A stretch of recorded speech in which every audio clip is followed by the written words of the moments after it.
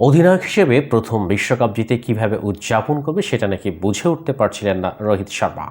শিরোপা জয়ের পর সংবাদ সম্মেলনে গিয়ে রোহিত বলেছিলেন সেটাই। বার্বাডোজের সেই সংবাদ সম্মেলনে আন্তর্জাতিক টি-20 থেকে অবসর নেওয়ার ঘোষণা দেন ভারতের অধিনায়ক। সংবাদ সম্মেলন শেষে ভারতের সাংবাদিকদের মুখোমুখি হয়ে অবশ্য অন্য কথা বলেছেন রোহিত। এখনই আন্তর্জাতিক টি-20কে বিদায় জানানোর ইচ্ছা ছিল না তার, কিন্তু পরিস্থিতি এমনটা ছিল যে এটাকেই তার কাছে মনে হয়েছে অবসর নেওয়ার সঠিক সময়।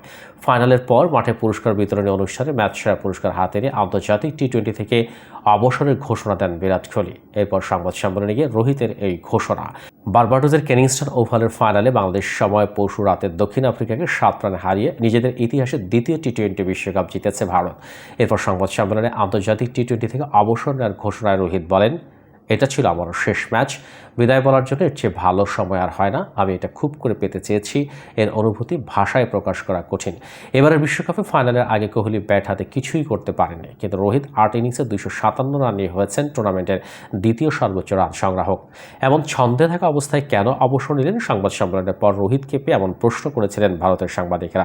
এই প্রশ্নের উত্তরে 37 বছর বয়সী রোহিত বলেছেন, আমার পরিকল্পনা ছিল না যে আমি আন্তর্জাতিক টি-20 থেকে অবসর নেব, কিন্তু পরিস্থিতিটা এমন ছিল, আমি ভাবলাম আমার জন্য এটাই সঠিক পরিস্থিতি। বিশ্বকাপ জিতে বিদায় বলার চেয়ে ভালো পরিস্থিতি আর হতে পারে না। এ কারণেই আমি এমন সিদ্ধান্ত নিয়েছি।